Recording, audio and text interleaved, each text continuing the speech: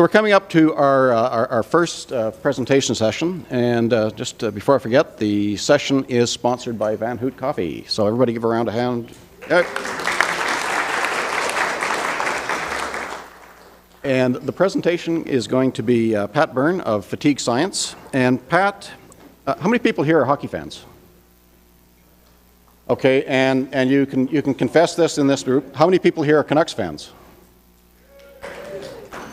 We can get treatment for you. The reason I bring that up is Pat is actually the sleep doctor for the Canucks. I'm not sure whether he gets them to wake up when they play or puts them to bed after they finish losing. But anyhow, it's enough of slamming the Canucks.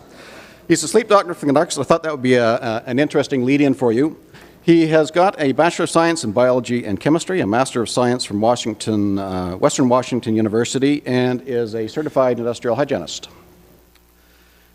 Pat spent a number of years working as a health and safety professional in a variety of settings, including WorkSafe BC. He said, what, 20, a long time? Okay, 20, WorkSafe BC. Pat had a sort of a life-altering incident. Actually, it wasn't him. His nephew was in a motor vehicle accident. His nephew had been working shift work, had gotten overly fatigued, fell asleep at the wheel, and died in a motor vehicle accident. This changed the focus of Pat's career. He realized that there was very little work being done on the occupational effects of sleep deprivation, and he started researching that and taking it upon himself as an area of professional focus and professional interest. Currently, he's one of the leading occupational sleep specialists in the world. He is founder of Fatigue Science and the inventor of the Ready Band, and he's now going to talk to you about not sleep on the job, but how sleeping can affect you on the job. Thanks, Scott. Can you hear me with this microphone on I have here? Okay, good. I tend to talk a little bit loud. It's great to be back in this part of the world, and I really wanted to thank the Trucking Safety Council for inviting me here today. I like to get out of the office and out of airports. I was actually born quite close to here. I was born in my birth certificate says Murrayville, but I'm not sure it still exists anymore. It was in Langley. I grew up as a little kid in Fort Nelson, and I didn't really like the trucking industry there because at that time the Alaska Highway was dirt, and every time a truck went by, our house got covered with dust. And it's probably changed a little bit. I've been back since then. My family moved back to Langley, and I went to Langley High School, graduated from there, went to university in Washington State. And then came back to British Columbia and started working for WorkSafe BC. I was there for 21 years. Left 12 years ago went into private practice on occupational health and safety and got involved on the fatigue side. Been very, very fortunate to be able to partner with some major organizations, the largest insurance company in the world, Munich Reinsurance. They insure 5,000 different companies, different insurance companies. We partnered with them. We partnered with organizations like Rio Tinto, the U.S. military, and we've learned a lot about how people function, how people operate, how fatigue affects the workplace, how it affects their health. And we're going to go through some of that. And one of the things I've noticed, certainly in my life, in my evolution, was when I was in high school, most cars didn't even have seat belts. And that's evolved to where I feel completely uncomfortable, and my kids feel completely uncomfortable in a car without a seatbelt on. We still have people that drive around without them. I see it all the time. But our society has evolved, and it takes a long time to kind of evolve those things. When I was going to university in Washington State, it was legal to drink beer while you're driving your car. You couldn't be over 0.08, but it was perfectly legal to drink beer. I got pulled over once because my taillight was out, and I'm sitting there with a six-pack of beer in my car. It was acceptable. Our society has changed. It doesn't change overnight, it evolves. And now it's completely, in our society, completely unacceptable to drink and drive. We know the consequences of that. When I first joined WorkSafe BC, their office wasn't in Richmond, their office was on Heather Street in Vancouver. People were smoking at their desks. Now, if somebody lights up a cigarette, everybody's head turns. Our society has evolved. We understand the risks, and it wasn't easy. You know, that's a 10 or 15-year journey to change our Western society views of those sorts of things. What I've really discovered globally is that fatigue is moving in that direction. We do a lot of work in Australia, particularly in the mining industry and in the military and the sports teams. They're probably 10 to 15 years ahead of where we are, but their fatigue is part of fitness for duty, and it's completely unacceptable to work with people that are fatigued. The guys just won't do it. So we're working on that journey globally, and I want to say that fatigue is not a trucking issue. Fatigue is a human issue. And it doesn't matter what uniform you put on or what clothes you put on in the morning. If you're fatigued, it's going to affect your life and it's going to affect your health. And if you're a Canuck and you're tired, you're not going to play very well. I can tell you that. So I'm going to look for this. A couple of years ago, Dr. Sanjay Gupta on CNN did a wonderful program on sleep and fatigue. And I took about 5 minutes out of that, because then he covers off so many points and I don't have to go through some of that. So I'm going to see if I can make this work. No. Uh-oh. This way? No. Oh, I see. Here we go. See if I can. So I just press the, what do I do? I can make a watch, but I can't make this thing work.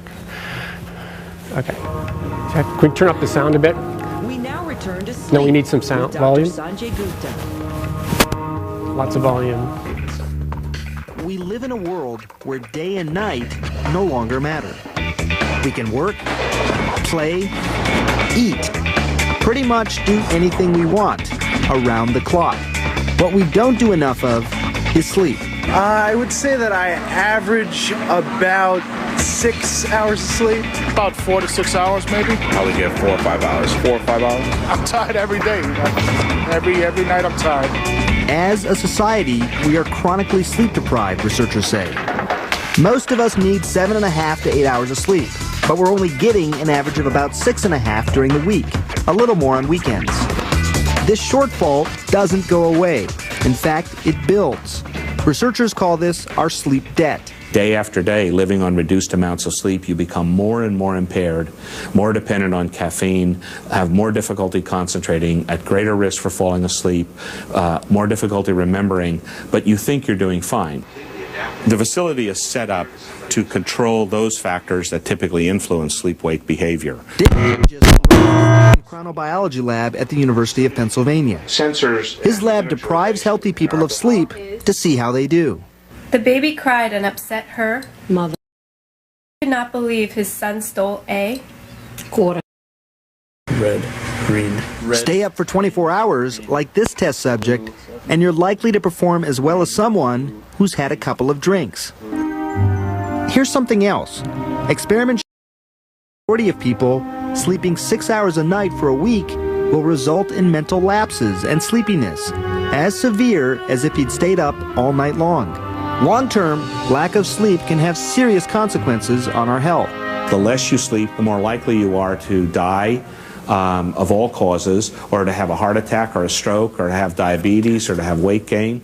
My name is Tom Callaghy. I'm a professor of political science at the University of Pennsylvania. You don't have to wait years for fatigue to take a tragic toll. It can happen in the blink of an eye. My wife and I were coming back from a dog agility show in Virginia, and we actually left in the middle of Sunday afternoon, and it was a gray, sort of overcast day. It had been drizzly, but I was getting sleepy. I turned on the radio, opened the window a little bit, I moved around, and I actually had my hand partway across the seat to wake her up. And the next thing I knew, I'd gone off the road and into the trees. Tom Callaghy's wife, Janie, died in that crash. Callaghy talks about the accident to warn others about the dangers of drowsy driving. My kids had a mother one day and something out the next. I mean, Kathleen said, my daughter, said that Mom went away for the weekend, just never came home. In a first-of-its-kind study, the Virginia Tech Transportation Institute wired up 100 cars for a year to capture driver behavior. The cars got into 82 accidents during that time, and researchers say fatigue contributed to 10 of them.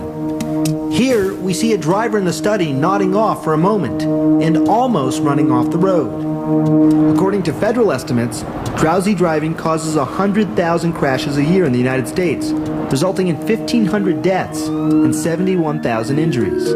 Dr. Charles Seisler is chief of the Division of Sleep Medicine at the Brigham and Women's Hospital in Boston. Every second in this country, somebody is nodding off or falling asleep at the wheel.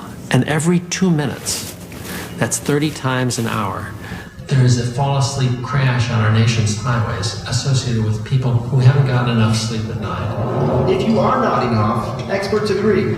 Pull over immediately. If possible, find a place to stay. If not, drink a cup of coffee and take a half-hour nap. When you wake up, the caffeine will have taken effect. Still, give yourself another half hour before you start driving again. The latest research shows that grogginess right after you wake up can also be dangerous. Fatigue can have catastrophic results in many areas, not just driving. You're just getting throttled down now? The commission investigating the 1986 Space Shuttle Challenger disaster said overworked and sleep-deprived managers at Kennedy Space Center ignored known risks and allowed the launch to take place. Challenger, go and throttle up. When the Exxon Valdez ran aground in 1989, the third mate was at the helm. He had slept only 6 hours in the previous 48. According to the National Transportation Safety Board, fatigue contributed to this 1999 American Airlines crash in Little Rock, Arkansas. The captain had been on duty more than 13 hours when he tried to land in a thunderstorm shortly before midnight. He and 10 passengers died. 134 passengers were injured. And the NTSB says fatigue played a role in the 1997 crash of Korean Air Flight 801 into a hillside in Guam. The cockpit voice recorder picked up the Korean pilot uttering the words "Jungma Ro, Jolri Su," really sleepy, as he made his final approach. 228 people died. For a long time we thought, well, you know, if you have the right stuff, if we train you enough, if we give you the best equipment, then you won't have fatigue-related problems. But now we know that that's just simply not the case. John Caldwell is the lead researcher for the Air Force Fatigue Countermeasures Program. The NTSB had a report basically saying that there were more commercial accidents and crews that had been awake longer than in those that had not. Your reaction time is slower. Your attention span becomes shorter, your memory is somewhat impaired, and so all of those are bad things when you're having to rapidly assimilate. You've got a lot of people's lives at stake depending on the accuracy of your performance. Shortly after this was aired, John Caldwell left the U.S. Air Force and came to join my company. And he had worked for us for 2.5 years and helped us develop many of the fatigue risk safety management systems we use today. He's since come back to private practice. I think he's doing one for NASA at the moment. So we've been very fortunate in being able to partner with some really great people globally. There will be a little bit of science. I'll try to make it brief. Fact of the matter is we are what scientists call diurnal animals. So we are biologically programmed to be awake in the daytime and sleep at night. You can't change that. Raccoons are nocturnal. They're biologically programmed to sleep in the daytime and be awake at night. The problem with us in our society, we live in a 24/7 society, and that's not going to change. You know, when we lived in caves, we didn't have light bulbs. You slept when it's dark out. It's simply not natural to be awake at night. But we force ourselves to do that. And when you do that, you pay a health price for it and you pay a safety price for it. So fatigue management is about trying to manage those risks because you're really pushing people through their natural biology that they wouldn't normally do. I mean, as humans, we can wake up, we can keep ourselves up at night, and we force ourselves to do that. I mean, really, if you think about it as a species, if it went dark and we fell asleep, we'd probably be some carnivore's meal in the middle of the night. You couldn't get up and defend yourself and run away. So we do that, but the problem is we take advantage of that. So there are really, talk a little bit about how we measure sleep and scientifically, and how we measure fatigue scientifically, and how the two correlate. There have been a lot of myths about sleep and fatigue over the years, and a lot of that is driven by some of the early research around sleep deprivation and others. If you look at the literature, a lot of the research is based on self-reported sleep and self-reported fatigue. And I'll show you some great studies done at Washington State and at Walter Reed Army Research Hospital and others that really show that people are pretty poor at judging their own sleep, and even more poor, that's the right word, at judging their own fatigue. So a lot of the early studies about how much sleep people get or how much sleep they need, it can really be thrown in the trash bin. So there are really only two scientific ways to measure sleep. One is called polysomnography. And if anybody's been through a sleep study, you know what that is. You go into a hospital bed, they put electrodes all over your body, they measure your brain waves, and that's how sleep is defined. They can tell what stage of sleep you're at, what kind of sleep disorder you have, which is great for a hospital setting, has no practical value in the workplace. What grew up with that technology is a technology called actigraphy. And that was a surrogate way to measure sleep outside the lab. And the ReadyBand that we developed is just another more modern version of actigraphy. That technology has been around for over 30 years. It's recommended, it's over 3,000 published papers using that technology. Most people don't know about it because it's been used by university researchers. What we did in fatigue science was to take the old bulky actigraph technology out of the sleep labs and made it a useful technology in the workplace. And also, so that if you put the ReadyBands or actigraphy on people and then they go through polysomnography, it's 94% accurate. So that's pretty good for the workplace. It's actually a clinical level sleep analysis. It's FDA, our ReadyBand anyways, is the only FDA and Health Canada approved sleep and fatigue analysis system. It's clinical level. In fact, it's covered under the US Medicare system. Self-reported sleep, most of the studies show it's 50 to 60% accurate, and it's not that people lie to us about how much sleep they're getting. People are really good at knowing when they get into bed and when they get out of bed. What goes on in between, I don't know. How many times do they wake up? How often do they wake up? What's the quality of their sleep? Stanford University did a study, we published it last year or the year before, where they actually tracked using actigraphy sleep of some of their NCAA basketball and other teams, and found that on average over a 2-year period, most of the players reported 17 more minutes a night sleep than they actually got. So if you ever done polysomnography, this is basically what the sleep stages look like. So when you're awake, drowsy, your various stages of sleep, and flatline if you're dead. Basically, so you don't want to see that, trust me. But what's interesting here is if you look at you can't really see it there, the REM sleep actually is pulled up here. This actually should be the deep sleep here, and there's one missing. This is actually REM sleep, which looks very, very much like when you're awake. And REM sleep is the rapid eye movement. It's when you dream, and so it's very close to when you're awake. And as a matter of fact, what happens in your brain when you're going through REM sleep is it actually freezes your body. So when you're dreaming, you can't move. Otherwise, you act out your dreams. Sometimes that's good, sometimes it's not good. But there's actually a sleep disorder where that's disconnected. And I've seen these on videos where people are thrashing around and literally they've beat up and killed their spouses, right? Because they're acting their dreams out and they're walking around, and it's really quite a dangerous thing. So I just want to give you some flavor of how they measure sleep in the lab. I'm doing this. So in order to get the sort of clinical level sleep, you can look at, I'm a bit confused about where I'm at here. Okay. There's the slide missing here.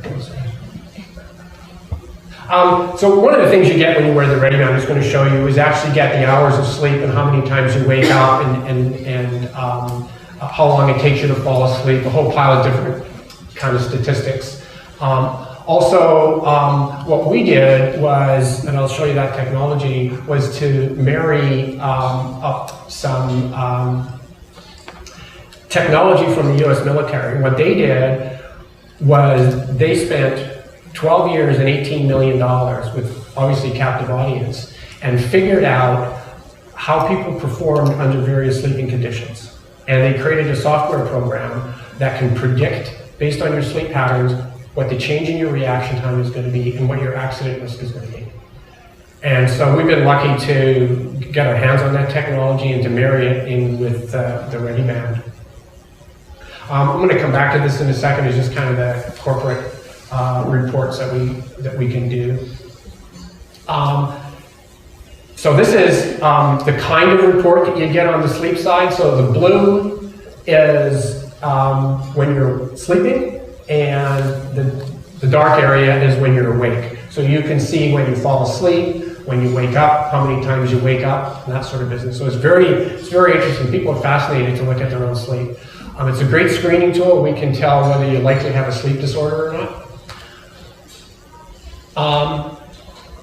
So that's how you measure sleep. It's actually, as technology evolves, it's become easier and easier. I remember 3 or 4 years ago, my daughters never heard of an iPhone. Now they can't live without it.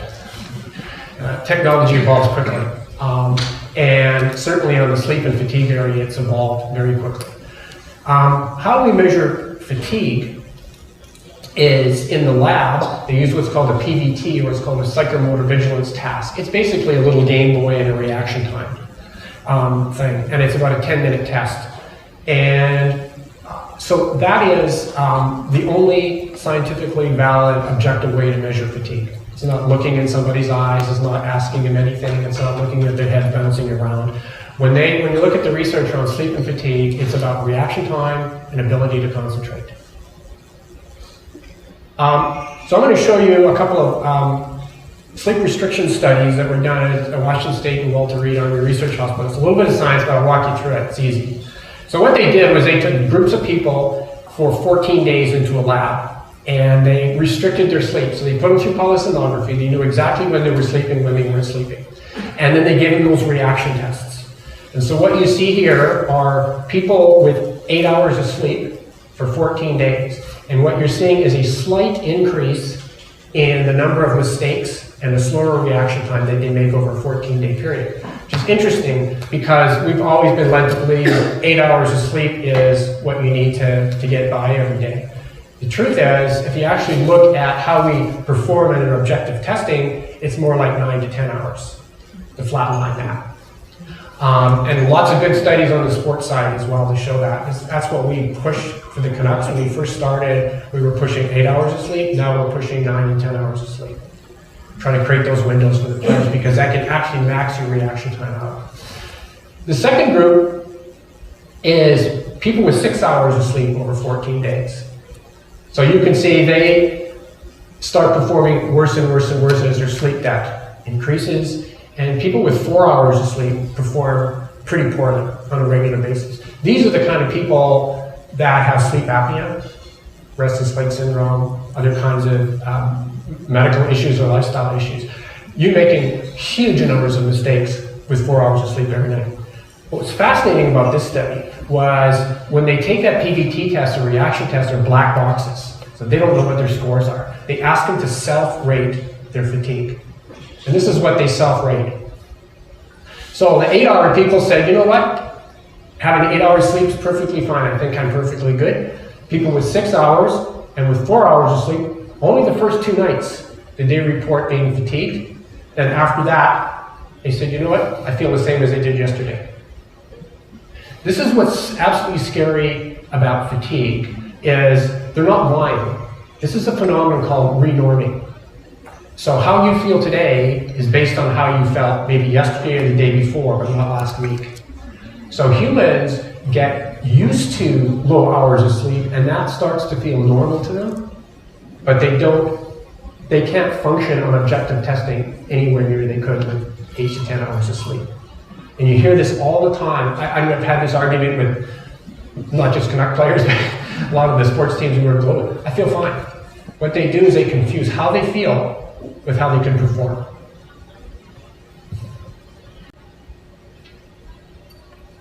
So this is what's called the safety model. So this is what the US military decided to build. And what they said was, this is the biological model of how sleep affects our performance. And as I said, they spent 12 years and $18 million creating mathematical formulas around this program, trying to predict, if we knew precisely when people were sleeping, how would they perform? You know, this is not going to be in a test by the way. So here we have another sleep restriction study done at Walter Reed Army Research Hospital. And it's a little confusing because it's flipped upside down from the other one, but I'll walk you through it quickly. So this is done for 7 days. So they took these 4 groups of people and they put them in a lab for 3 nights and gave them 9 hours of sleep. And that's all of their PVT reaction time scores. Then they took one group and sleep restricted them for 3 hours a night for a week. And you can see how rapidly their sleep drops off. And the same with 5 hours, 7 hours, and 9 hours. What's fascinating about this research is a couple of things. The human variability around human performance with 9 hours is much smaller than it is with reduced sleep. So, and I'm going to come to this a little bit later, part of the sort of overall, the old myths about sleep is how much sleep do you need? The real answer is not how much sleep do you need. The answer is how well do you want to perform?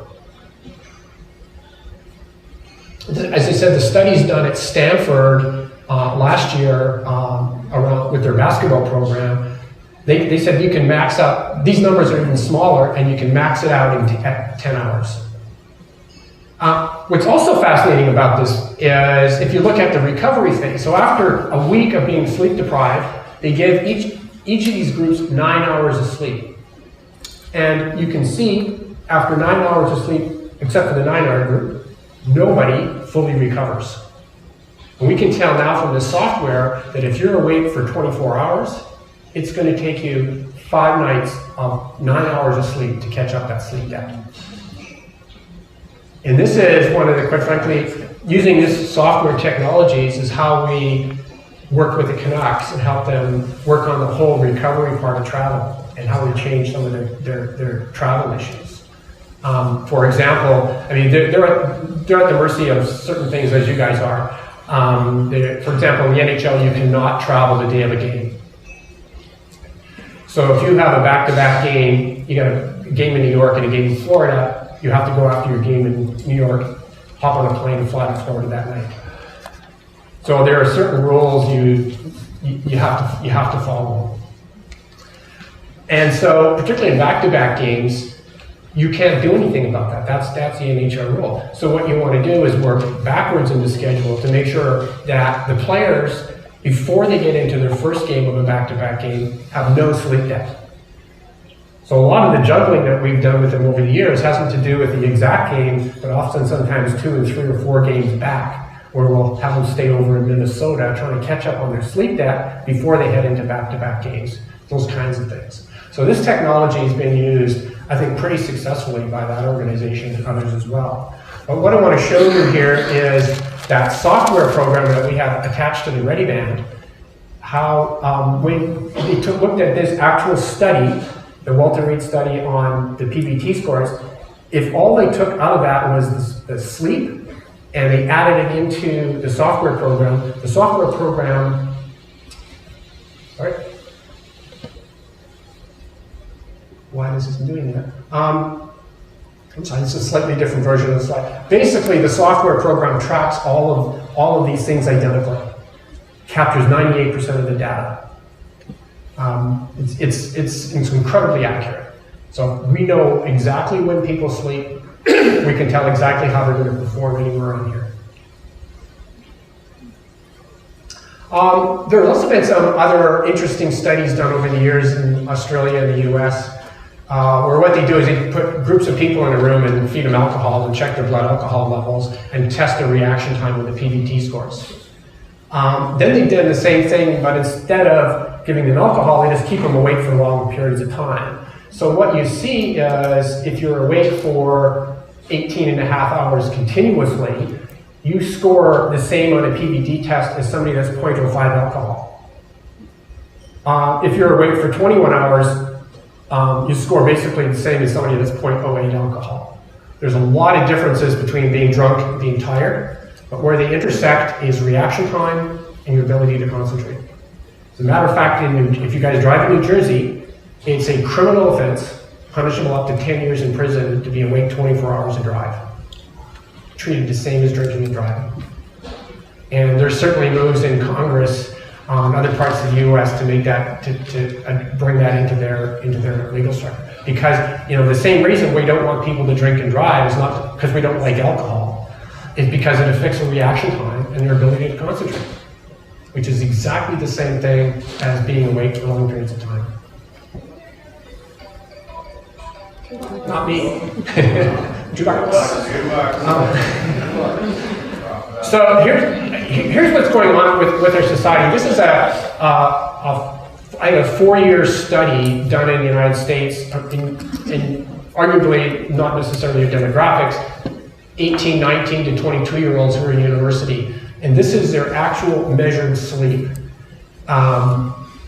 during those 4-year studies. And look, and you can see where we're saying, look, you guys, you need 8 or 9 hours or 10 hours of sleep to perform properly. How many of those percentage of students, there's like less than 5% of the entire population are getting the kinds of sleep that they need to perform. This is again a follow-up study from 2004 done by the U.S. military. And what's fascinating about this is this was done at the Great Lakes Naval Academy. Everything they do in the naval academies and like West Point and other places is regimented. When you eat, when you sleep, when you march, when you study, everything's regimented. And historically in those organizations, they've given their cadets 6 hours of sleep. Halfway through the academic year, they take standardized academic tests.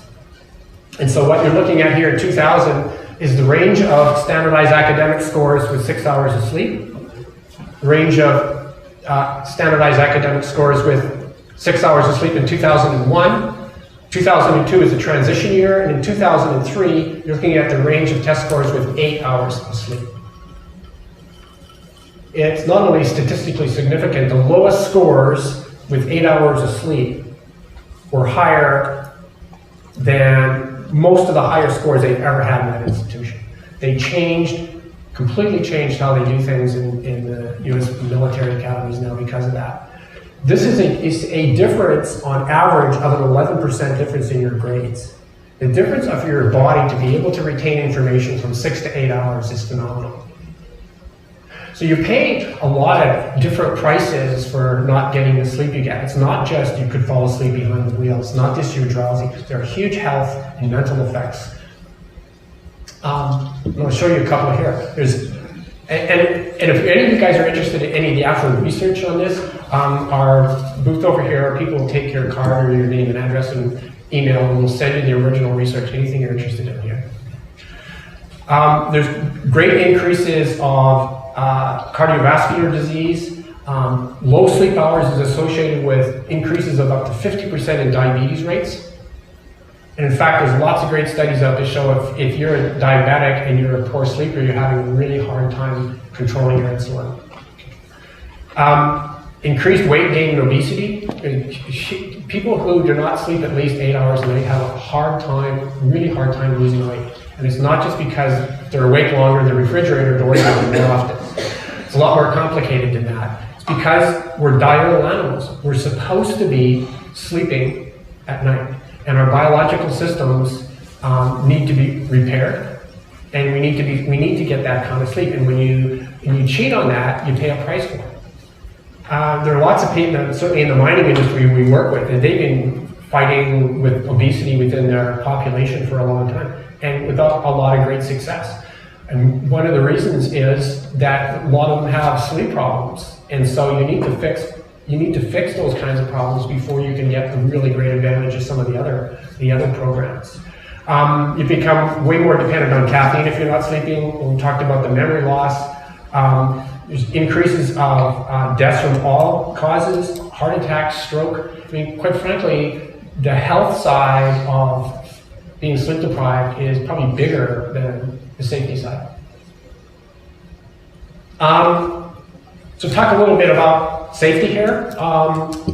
This is a car crash. If you don't recognize this person, this is Erica. She's going to be in our booth over here. Erica, in December, I believe, was it? Yeah. December, she runs ultra regular, competes in triathlons globally. And she was in Thailand and coming back, and she got into a taxi cab. And she, about 11 o'clock at night, and she asked the taxi driver, "Are you feeling okay?" He goes, "Yeah, I'm feeling fine." 20 minutes later, he fell asleep. Crashed a car on the freeway. They pulled her out of a burning car. She's lucky she's alive. But that's what's so insidious about fatigue is 1 minute you think you're doing perfectly fine, the next minute your head's bobbing and you're crashing. So what happened with that software program I told you about, that safety program that the U.S. military put together? The U.S. Department of Transportation took that and looked at the railroad industry. And they looked at 1 million work rosters. They looked at over 1,500 fatigue-related and 1,500 non-fatigue-related accidents. And what they did was to be able to correlate scores, PVT scores, with accident risk. And what they found, and sort of the lighting here, the color's a bit off, but basically what they found was when you drop off 30% of your reaction time, which is at 70% on that score, that you're at a statistically significant increased accident risk. And a score of 70, not coincidentally, is the same score you get basically when you're at 0.08 alcohol. So we see accident risks as high as 65%. So if people are dropping the reaction time by 50%, people are getting 4 or 5 hours of sleep, you're at a 65% increased accident risk. So using the same technology with sports teams, particularly teams like the Canucks and our national soccer team and other programs we work with, the key for them is not 70%, the key for them is 90%. Ice hockey is such a very fast game. You drop 10% in reaction time, you have a very, very hard time competing with other teams that aren't tired. And it shows up. There's I don't know if you've seen it before. Hockey Night in Canada did a whole program on this a couple of years ago. It's clipped over here showing this the difference between a sleep-deprived Canuck team and a really good Canuck team. It's that much, because that much difference in human performance. So on the safety side, what we say is, look, the U.S. Department of Transportation says, you lose 30% of your reaction time, you're walking disaster. Come back to this. And so it's not a surprise. The other thing that the U.S. Department of Transportation study did was they said, look, fatigue-related accidents follow a circadian pattern. And if you're involved in this business, you kind of go, duh. You're fatigued because you're supposed to be sleeping at night. You're not getting the sleep you're getting. And so it's not a surprise that when you have fatigue-related accidents, they happen when people are supposed to be sleeping.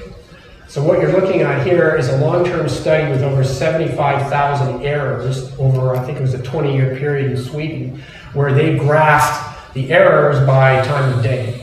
And so what you see is a normal circadian pattern, which is huge increases at night and even a little blip in the afternoon. There's a scientific term for that. They call it post-lunch dip. So it's that little tiredness you get in the afternoon. It's not because you ate too much pasta. It's part of our natural biology. We're drowsy in the afternoon. That's why a lot of cultures have siestas. They sleep in the afternoon. Some doesn't get that, some don't. So talk to your boss about napping in the afternoon. It's really good. And this is a worldwide international study done by the insurance industry. Looked at 7,000 fatigue-related car crashes and vehicle crashes, and to nobody's surprise, you see exactly that same pattern. Right? And again, even a little blip in the afternoon. So, and the other thing that they discovered in this study, which was actually pretty shocking, was that fatigue-related accidents, not including personal injury, just property damage, fatigue-related accidents cost 5 times more than non-fatigue-related accidents. And if you think about it, it makes sense, because if you're driving and a deer jumps up in front of you and you try to evade it, maybe you can mitigate some of the losses. But if you're really drowsy and you're fatigued and you don't react, you're going to have a lot more problems. So why don't people sleep as much as they're supposed to sleep? Aside from the fact that you can stay up and play on the internet and play on your smartphones and watch all the great TV programs that are on, and it really falls into 3 large categories. One is sleep disorders. Insomnia, which isn't technically a sleep disorder, but it's quite symptomatic. Restless leg syndrome, sleep apnea, so it's a biological sleep program.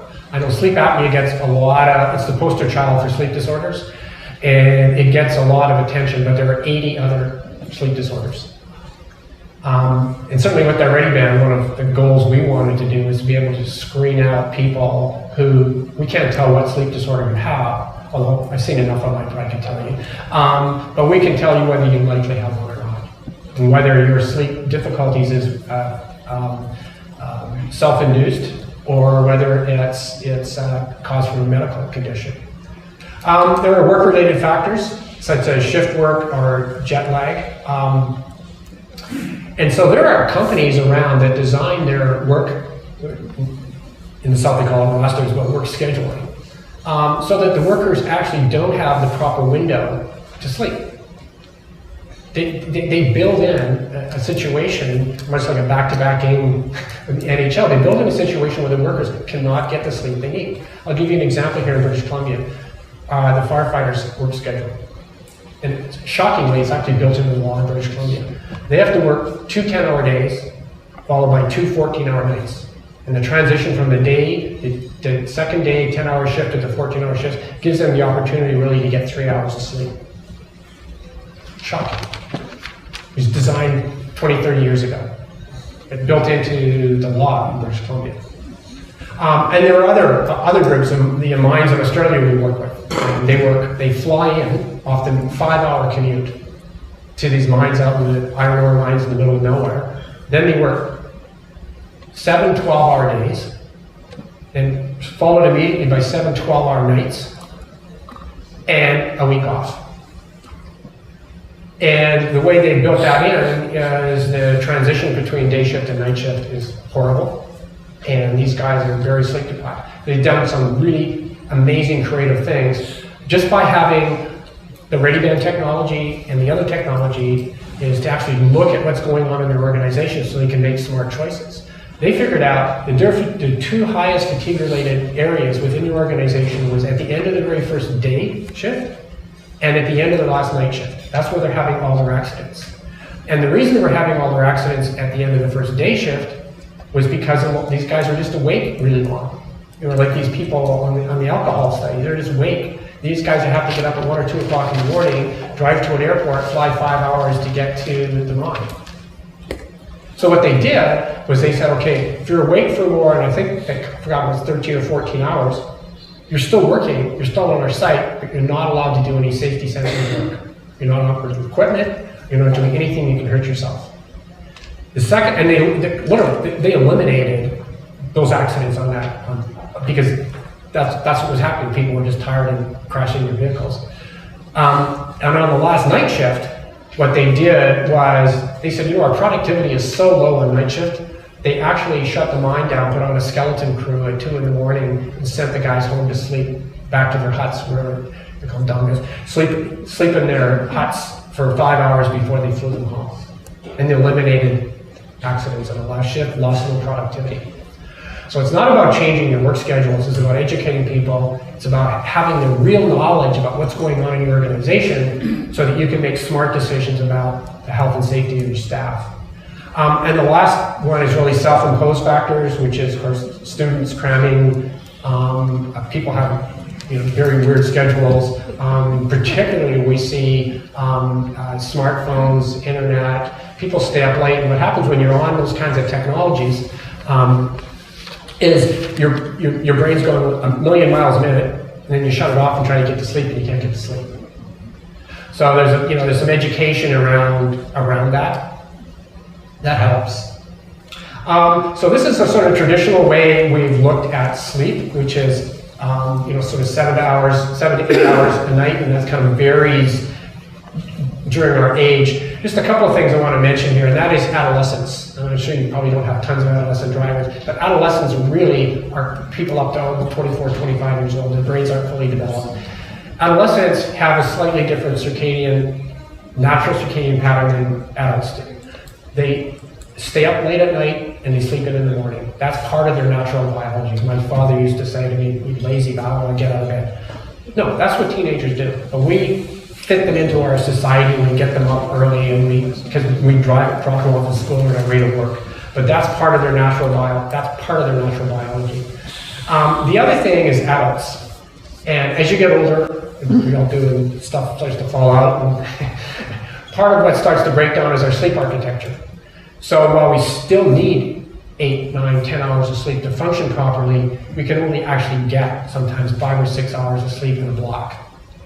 And so my grandfather used to say, "Oh, you can buy with 5 hours of sleep." I go, "Yeah, but you don't count the 3 hours in your rocker in the afternoon, snoozing away." And I know some industries that have actually taken that into account because of the pilots have such a responsible job after they're 60 that they don't want them staying awake for straight 8 hours. They actually give them breaks and even nap breaks. So you need to work around your staff. Sorry, the lighting here is great.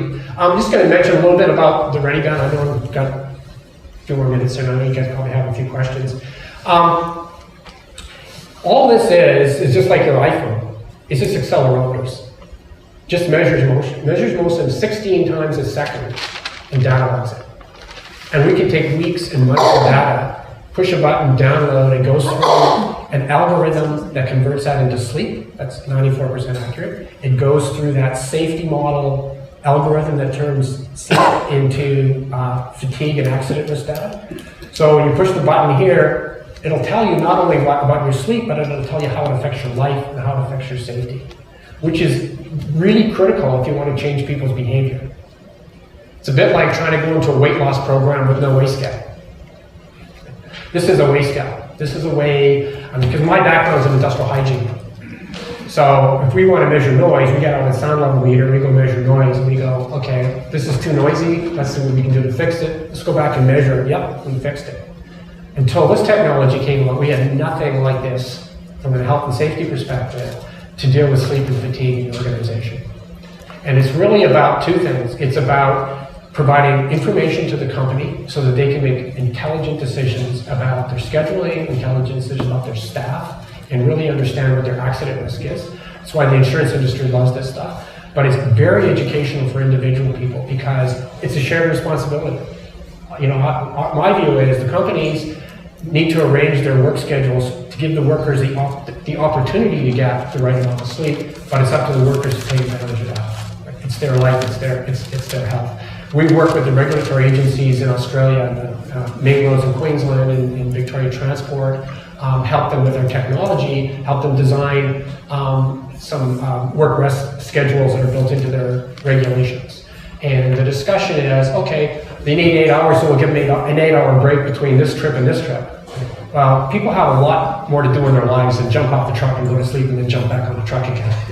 And you got soccer games, you got to eat, you got to do that. So I'm trying to say you need to build in a realistic window where people can actually take advantage of that opportunity. So basically some quick tips here. One is we talked about looking at your work schedules, creating fatigue management policies. Certainly in Australia, it's actually mandated by law that they have to create fatigue management programs. It's just part of your normal occupational health and safety program. It's one more health and safety risk you have to manage. We have tips for workers, which is actually if you're concerned about your sleep, go get it tested. Like pay attention to that, and it's not just you necessarily, but there's spouses. One of the things we discovered in the NFL and even in the NHL is sometimes a player may have very poor sleep, not because he or she's a poor sleeper, it's because the roommate has got sleep apnea or some other sleep disorder, or is snoring all night and they can't get the sleep they need. So sometimes it's your spouse, and sometimes it's you. I blame my spouse. So a couple of things here. If you want to look at sort of typical sleep hygiene things you need to do to get better sleep, just go to the best website really is the Mayo Clinic website. Go there, they've got some great tips. It's really good. Telling people how to get good sleep is easy. Actually helping them do it's a whole other thing. So here's a couple of things. You see we have a booth over here. If you put your business card, or if you don't have a business card, give your name and email address to our staff over here, and on, I think it's Monday, we're back in the office. We're going to have a draw and give away a free 10 Ready Band trial. Anyone, so you get 10 Ready Bands for your staff or for your 9 other best friends. And we'll provide the sleep and fatigue report and some analysis and just show you how that technology works. If you have any questions, happy to. I think I've got a few minutes for questions. 10 minutes for questions? Oh, I should have talked slower. But what you do get out of this is not only the individual report, but we also provide corporate reports. And so confidentiality is actually an issue in some parts of the world. It's not so much in Australia. They seem to have a bit more of an open culture. It's not the same in New Zealand. It's certainly not the same in Asia and China. Here it's a bit more, people are a bit more skittish about the company's health and safety people knowing how you sleep. We understand that. Our platforms are built so that the worker can get their individual report, and what the company gets is a corporate report. So they don't get your report, they don't know when you're up, but they can, what it does is it helps them pinpoint where the risk is in their organization so they can develop strategies around that. So your individual sleep is protected. If that's what you want to do and that's a culture in your organization, we can do that. As I said, the culture in Australia, particularly in mining and some of the other industries, is that they actually have health advisors within their organizations and doctors within their organization. So they know everything, because they're so remote in mines, they have to know everything about your health anyways. They have to know if you're diabetic, they have to know what allergies you have, they have to know all that about you anyways. So that they're a bit more open in terms of that culture, and I think this evolution I talked about to begin with, about how I think fatigue is going to evolve, and I could guess if we're back here 10 years from now or even 5 years from now, I think you're going to be shocked at how much our society is going to change around these kinds of issues. And you'll probably be appalled about some of the practices you probably have today around this issue. As I say, I look back about people smoking in my office and me drinking beer driving my car. Something I'd never do today, but it was accepted part of the culture. And what's accepted part of our culture today is stay awake and put your nose to the grindstone and work as hard as you can, and don't pay that much attention to fatigue. Yep. Do you have anything to say about how this sleep technology science gets translated into logbook rules? Into?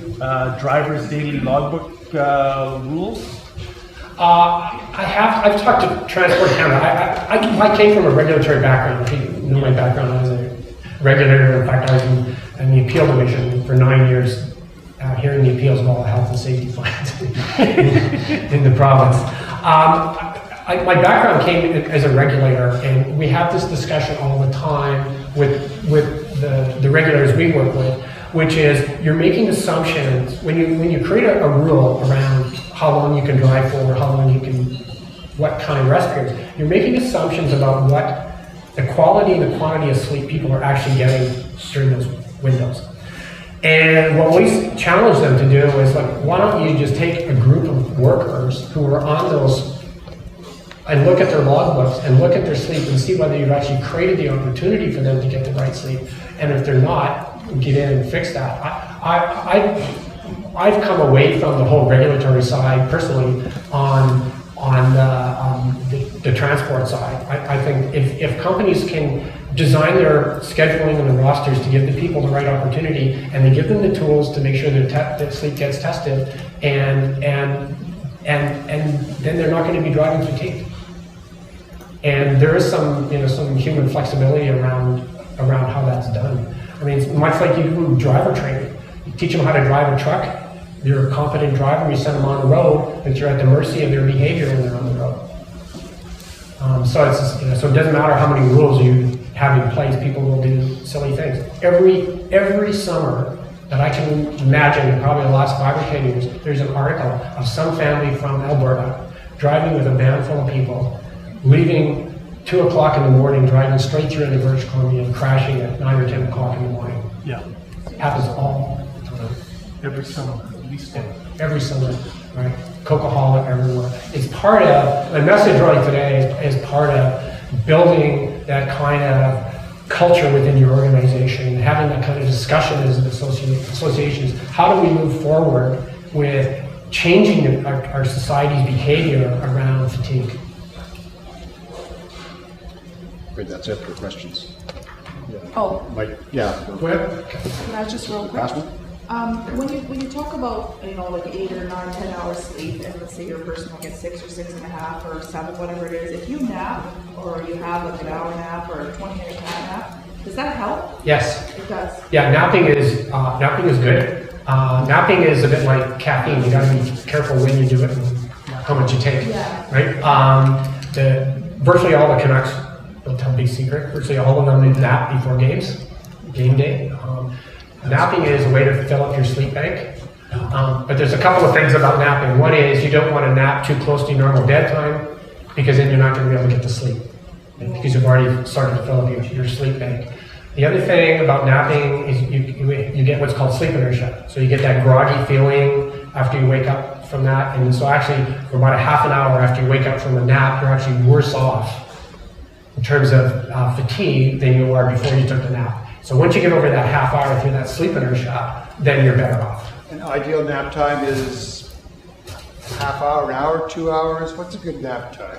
Well, I can't put the slide back up here, but here's what happens when you start to sleep. We sleep in 1.5 hour cycles. Okay, so we go from being awake all through all the dark, deep stages of sleep back up to REM sleep, and that's an hour and a half. So if you think about it, if you nap for 45 minutes, where are you going to wake up? And wake up in a deep sleep, you're going to get a lot more sleep inertia out of it.